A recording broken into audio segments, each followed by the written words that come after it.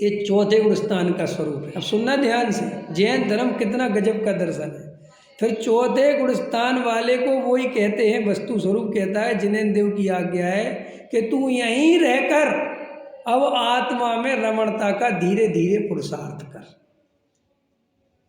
रोटी भी बना, रोटी भी कमा और आत्मा में समय निकाल कर रमणता का पुरुषार्थ कर।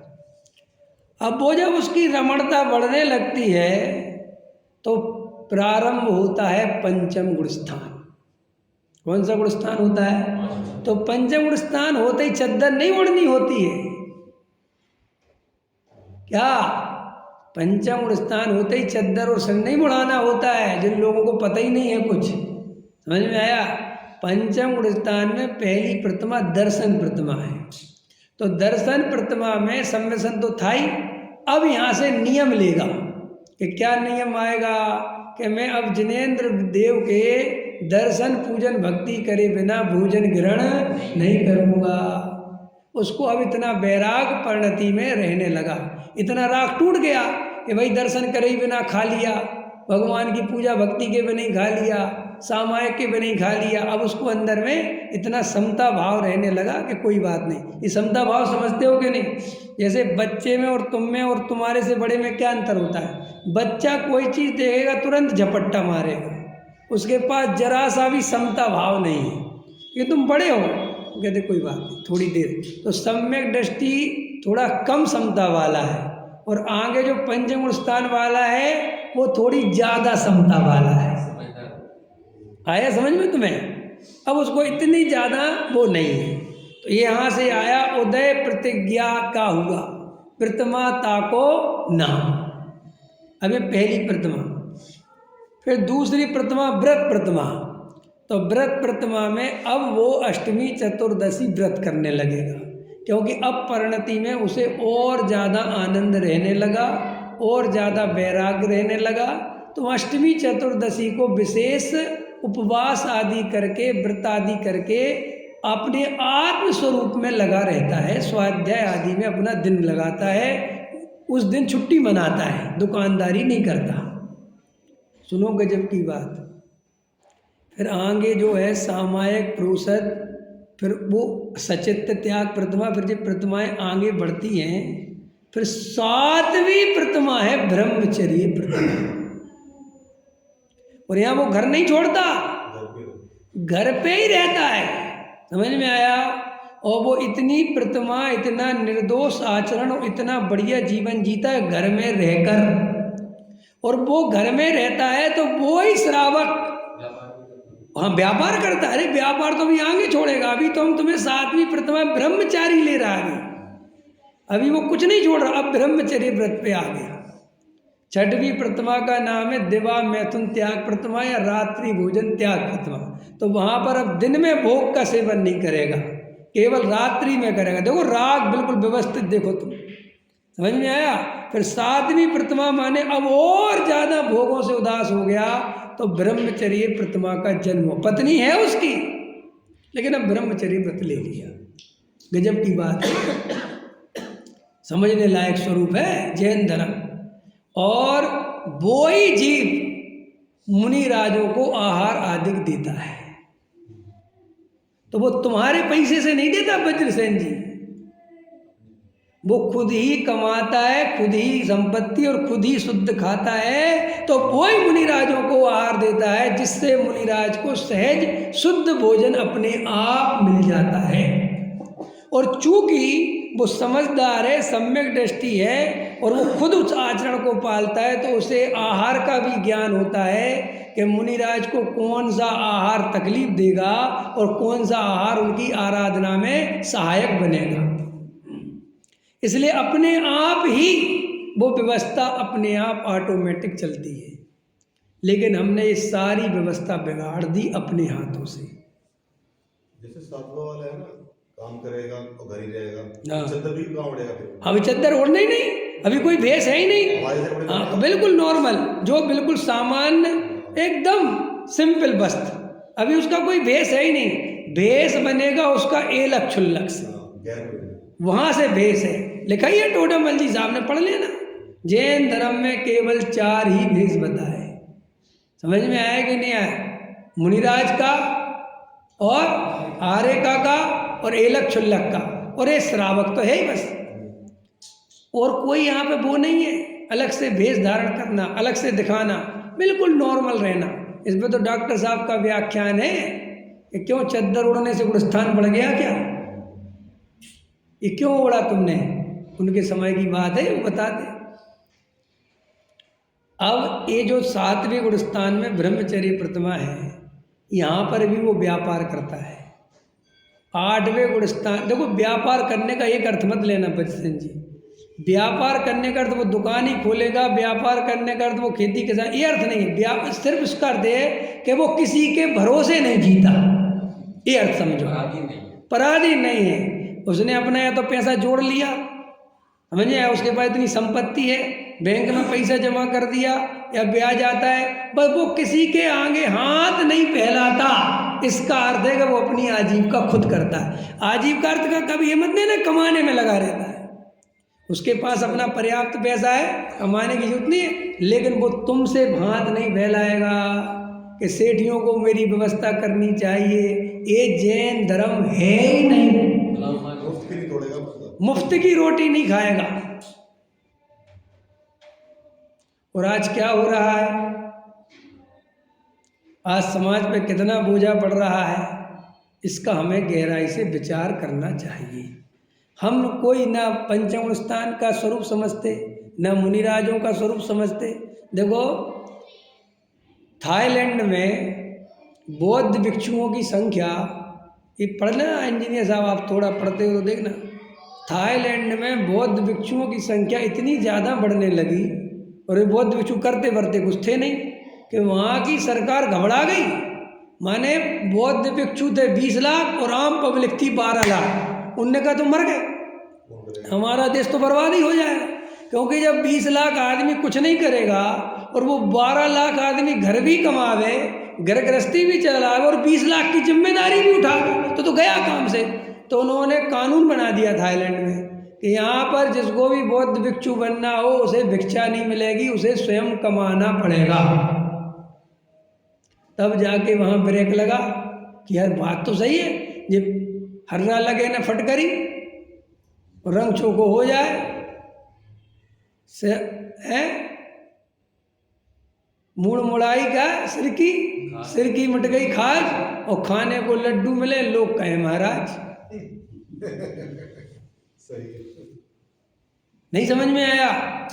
तो ये एक दिन भारत देश के साथ होने वाला है, मेरी चेतावनी है। एक दिन हिंदुस्तान में बहुत जैनियों के साथ बहुत देखना था। ये हम लोग संत साधुओं की जो संख्या बढ़ रही है, और बिना सोचे समझे साधु बन रहे, बिना सोचे समझे ब्रह्मचारी बन रहे, और कोई मर्यादा नहीं, कोई नियम नहीं कि भाई कैसे बने जाते हैं, कैसे इनका सिस्टम है। असिस्टम सिर्फ परसों का वीडियो है, मैं देख रहा था, कौन से तीर्थ का था वो तो मुझे पता नहीं। एक एलक साधु शायद क्षुल्लक था, लड़ रहा था कमेटी से बीच बाजार में खड़े हो गए, तुम हम लोगों को कमरा नहीं देते, तुम हम लोग की व्यवस्था नहीं बनाते, और हम लोगों को जो हम कहाँ जाएं, और साधु के साथ ऐसा व्यवहार करते हो, त्यागी वृत्ति में शराब दे दूंगा, मरोगे। ये क्या हो रहा है? ये जैन धर्म है? तुम समाज के भरोसे साधु बने थे, समाज के पीछे तुमने एलक क्षुल्लक बने थे या ब्रह्मचारी बने थे, पूछ के बने थे। ये कहाँ का नियम है? ये तो अन्य मतियों जैसा होगा, शराब दे देंगे, शराब दे। अब तो डराते हैं समाज को, और ये समाज वास्तव में बहुत क्षमाशील है, फिर भी कहता है चलो कोई बात नहीं। देखो भाई, अभी एक और बात सुनने में जाती है, बोले साहब हमारे ब्रह्मचारी भाई हैं, नहीं समझ में आया, और सबके पास पैसा तो नहीं होता, और वे निर्वृत्ति से रहना चाहते हैं, तो हमें साहब उनकी व्यवस्था करनी चाहिए। ऐसा करते कि नहीं करते? और उनको व्यवस्था नहीं देते, और उनको कमरा नहीं मिलता। भाई साहब किसने कहा था ऐसा ब्रह्मचारी बनने को?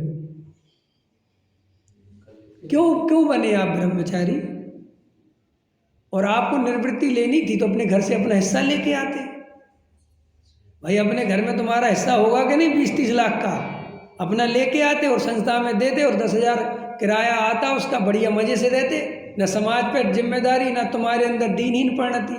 और तुम जो सेठियों को दुआई देते हो कि ये सेठिया जो है आश्रम बना देंगे और ये खर्चा उठाएंगे, कब तक उठाएंगे? इनके ही पुण्य के उदय का भरोसा है कि कब तक रहेंगे? वो कल चले जाएंगे और इनके बेटों को तो रुचि है नहीं, तब तुम्हारी व्यवस्था कौन देखेगा? फिर तुम्हारे परिणाम बिगड़ेंगे, तब कौन होगा? भाई आश्रम बनाना तो बहुत आसान है, लेकिन उसकी व्यवस्था चलाते रहना, उसके पैसा आते रहना, हमें पता है कि क्या हालत होती है और कैसे फिर गिड़गिड़ा के वो पैसे इकट्ठे करने पड़ते हैं और कितनी मलहम पट्टी लगानी पड़ती है, कितनी मक्खनबाजी इन सेठियों की करनी पड़ती है। अच्छे अच्छे ब्रह्मचारी आगे पीछे घूमते इन सेठियों के, तो तेरा तो ब्रह्मचारी दो कौड़ी का हो गया भाई। तू जिस ब्रह्म की साधना के लिए निकला था वो तू सेठियों के चरणों में लौट गया था।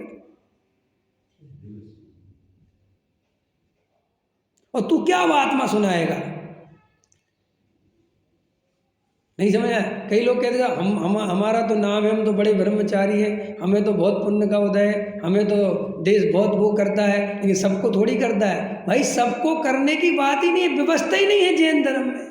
जैन धर्म में किसी को निवृत्ति लेना हो, मुनिराज अलग चीज़ है भाई साहब, साधु का स्वरूप ही अलग है, वो कैटेगरी अलग है। पहली बात तो ब्रह्मचारी पंचम स्थान वर्ती घर में रहने का हकदार है, अपना भोजन बनाने का हकदार है, उसे घर छोड़कर नहीं जाना। फिर भी अगर उसके भाव ही है कि मुझे अब घर में नहीं रहना, तो वो अपना पैसा, अपना हिस्सा लेकर, अपनी पूंजी लेकर, जितने उसका जीवन यापन होता हो वो जाके अपना ले जाए, वहाँ पे जमा कराए और शांति से अपनी आराधना करे। ये स्वरूप है। साहब कोई गरीब हो तो और ब्रह्मचारी बनना चाहता हो तो पहले पैसा कमावे, क्या दिक्कत है भाई? ब्रह्मचारी घर में रह के पैसा कमाने ब्रह्मचारी को है क्या दिक्कत? है कोई दिक्कत बोलो?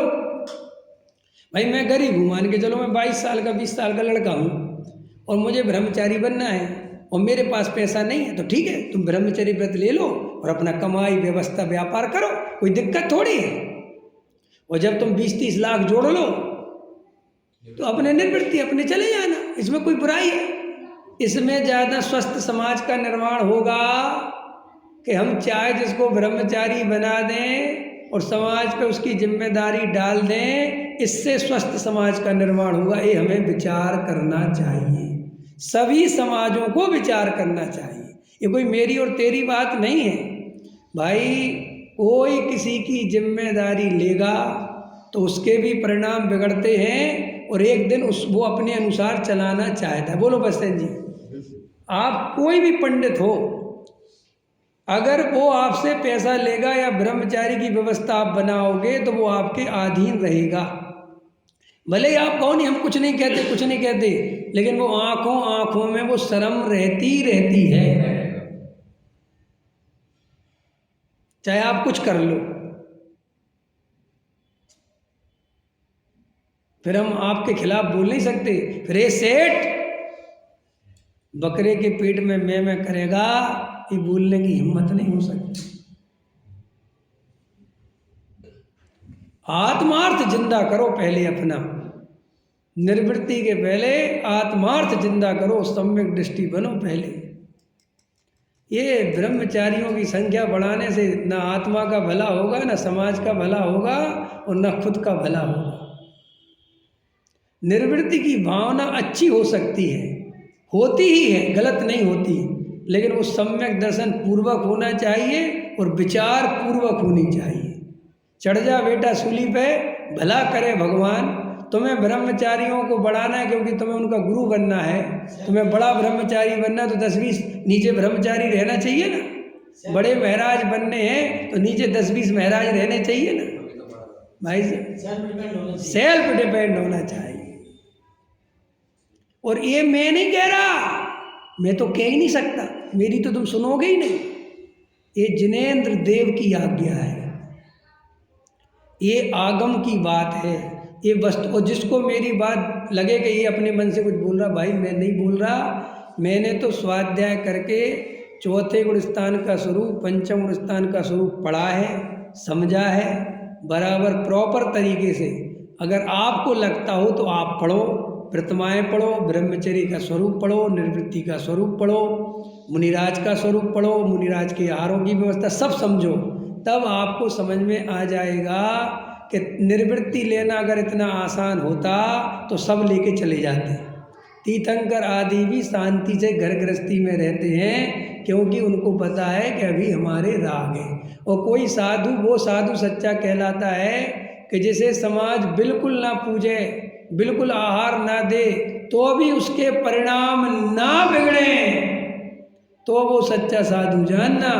और समाज उसकी व्यवस्था ना बना पाए और वो आर्त रौद्र ध्यान में हो जाए तो वो सच्चा साधु नहीं है, वो मिथ्या दृष्टि साधु है। ऐसे ही कोई ब्रह्मचारी भी जरा सी किसी ने उसकी बुराई कर दी, जरा सा किसी ने उसके खिलाफ बोल दिया और वो आग बबूला हो गया, तो वो अपने आप को ब्रह्मचारी कहने का अधिकारी नहीं है। क्योंकि तुम जो गद्दी पे बैठ के इतनी क्षमा भाव दिखाते हो, वो तुम्हारे जीवन में भी तो दिखनी चाहिए। फिर मैं यहाँ बैठ के बड़े त्याग व्रत के गीत गाऊं और मेरे खुदाई के जीवन में त्याग व्रत नहीं है तो क्या मतलब। इसलिए मैं सम्यक दर्शन तक का उपदेश देता हूँ। क्यों? उसके आगे का उपदेश मैं अभी दे नहीं सकता क्योंकि अभी मेरी दशा में ऐसी नहीं। आया समझ में कि नहीं? गांधी जी का गुण याद है कि नहीं? कि माँ आई गांधी जी के पास अपने बच्चे को लेके कि जो गुड़ बहुत खाता है और आप कह दो कि छोड़ दे तो छोड़ देगा। उन्होंने कहा 15 दिन बाद आना है। 15 दिन बाद आना, 15 दिन बाद फिर आई। बोले अब बोल दो, बोले 15 दिन बाद फिर आना है। 1 महीने बाद बोले बेटे गुड़ छोड़ दे। क्या बोला? उनने कहा जी क्या है? उनने कहा ये तो बात आप तभी बोले। बोले कैसे बोल देता, मैं खुद ही खाता था। अब मैंने अभ्यास करा तो तब तो तुझे बोलूं। ऐसा ही मैं तुम्हें त्याग व्रत ले लो, त्याग व्रत ले लो, कम से कम मुझे तो अनुमोदना मिलेगी। अरे काय की अनुमोदना भाई? जब तू अभी वो साहस नहीं जुटा पा रहा तो इनसे काय को तू जबरदस्ती करवा रहा? नहीं समझ में आया? इसीलिए बहुत सोच समझ के वस्तु स्वरूप समझना चाहिए। ये पंचम स्थान का स्वरूप आजकल बिल्कुल इसको गायब कर दिया है। समझ में आया? और चौथे वालों पे सबने बोझा डाल दिया। और वो चौथे वाला भी चौथा वाला नहीं, पहले वाला है। और वो 5वां वाला, 6वां वाला, वो भी 6वां 5वां वाला नहीं है, वो भी पहले वाला है।